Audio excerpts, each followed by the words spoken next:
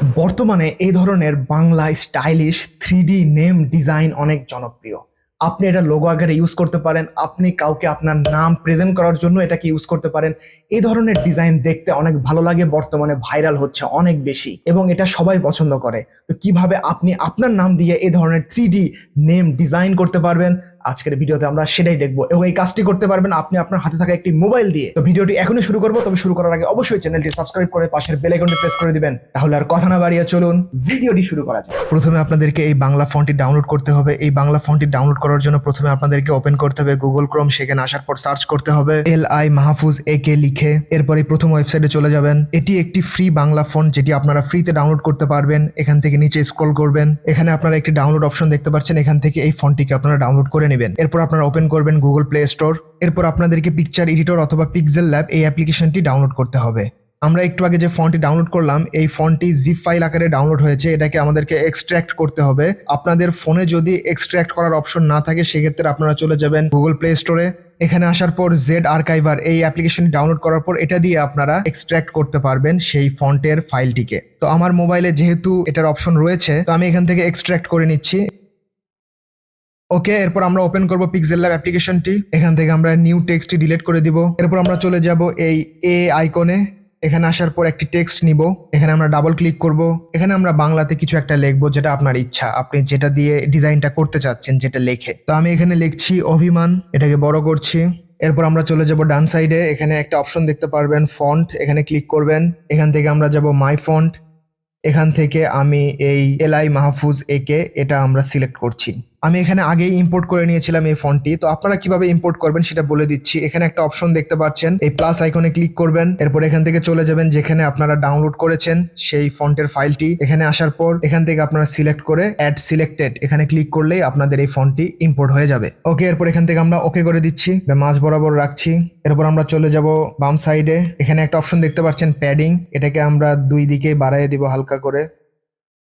ওকে, এরপর আমরা চলে যাব এই মাঝের আইকনে। এখান থেকে এই ইম্পোর্ট অপশন থেকে আমরা কয়েকটি পিএনজি এখানে ইম্পোর্ট করব। এসব পিএনজির লিংক আমি ডেসক্রিপশনে দিয়ে দিব, সেখান থেকে আপনারা ডাউনলোড করে নিতে পারবেন। ওকে, আমি পিএনজিটিকে এখানে বসালাম। এরপর আমি আরো একটি পিএনজি এখানে ইম্পোর্ট করব। ওকে, আমি দুইটি পিএনজি এখানে নিয়ে এখানে অ্যাড করে দিলাম। ওকে, এরপর আমরা আবারও চলে যাব এই আইকনে। এখান থেকে একটি টেক্সট নিব। এখানে আসার পর আমরা নাম লিখবো। আপনি আপনার নিজের নামও লিখতে পারেন অথবা যে কোনো কিছু লিখতে পারেন। আমি এখানে ইংলিশে লিখছি অভিমান। এরপর আমরা চলে যাব ডান সাইডে। এখানে একটা অপশন দেখতে পাচ্ছেন স্পেসিং, এখানে ক্লিক করব। এটার স্পেসিংটা আমরা বাড়িয়ে দিব। আপনারা চাইলে দেখতে পারেন যে অ্যালাইন করার জন্য এটা ঠিক জায়গায় আছে কিনা।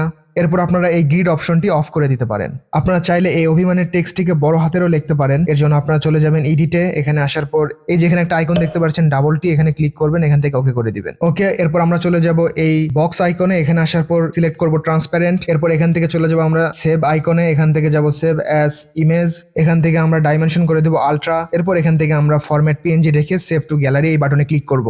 ওকে, এরপর ঠিক বাম পাশে নিচে একটা অপশন দেখতে পাচ্ছেন সার্কেলের মতো, এখানে ক্লিক করবেন। এখান থেকে ক্লিক করবেন ডিফল্ট, তাহলে আমরা আগের অবস্থায় আবার ফিরে যাব। এখান থেকে ডিলিট করে দিব নিউ টেক্সট। এরপর আমরা যাব এই ঠিক ডান পাশে উপরে 3 ডট মেনুতে। এখান থেকে আমরা যাব ইউজ ইমেজ ফ্রম গ্যালারি। এখান থেকে আমরা একটা ব্যাকগ্রাউন্ড এখানে ইম্পোর্ট করব। যে ব্যাকগ্রাউন্ডের লিঙ্কটাও আমি ডেসক্রিপশনে দিয়ে দেবো, সেখান থেকে আপনারা ডাউনলোড করে নিতে পারবেন। ওকে, এরপর আমরা চলে যাব এই মাঝের আইকনে। এখান থেকে এই ইম্পোর্ট অপশন থেকে আমরা একটু আগে যে PNG ফটোটি সেভ করলাম সেটাকে এখানে ইম্পোর্ট করব। ওকে, আমরা এটাকে মাঝে রাখবো, একটু সাইজে বড় করব।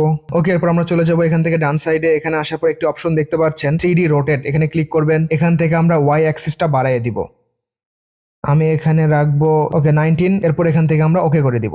এরপর আমরা চলে যাবো এখান থেকে 3D শেপ, এটাকে এনেবল করে দিব। এরপর নিচের দিকে আসবো, ডেপথ রাখবো আমি 5। এরপর নিচের দিকে ডার্কেন, এটাকে করে দিব আমরা 100। এরপর নিচের দিকে একটি অপশন দেখতে পারবেন লাইট অ্যাঙ্গেল, এটাকে আপনারা আপনাদের মতো করে কাস্টমাইজ করতে পারেন। এরপর নিচের দিকে ইন্টেন্সিটি, এটাকে আমরা করে দিব 100। এরপর শ্যাডো, এটাকেও করে দিব 100। এরপর স্পেকুলার হার্ডনেস, এটাকেও করে দিব 100। এরপর এখান থেকে আমরা ওকে করে দিব। এরপর আমরা চলে যাবো ডান সাইডে। এখানে আসার পর একটি অপশন দেখতে পাচ্ছেন শ্যাডো, এখানে ক্লিক করবেন, এটাকে করে দিবেন ইনেবল। এরপর এখান থেকে এখানে একটা অপশন দেখতে পাচ্ছেন ব্লার রেডিয়াস, এটাকে আপনারা বাড়ায় দিতে পারেন।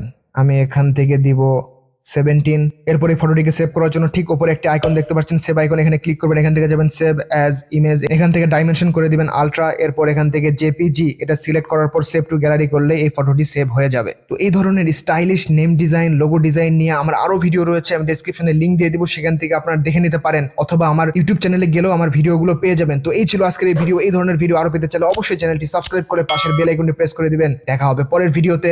আসসালামু আলাইকুম।